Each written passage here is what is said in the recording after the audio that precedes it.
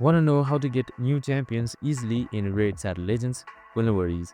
In this video, I'm going to explain you and show you some tips on how you can easily get them so you can apply them in your next gameplay and get some new awesome champions. So let's get straight to it. Now, getting new champions in Raid Shadow Legends, it's all about using shards in the Summon portal.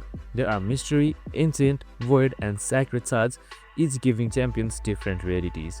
Mystery shards are common, while Void and Sacred shards can give rare or legendary champions. You earn shards from quests, missions, events, and even daily login rewards.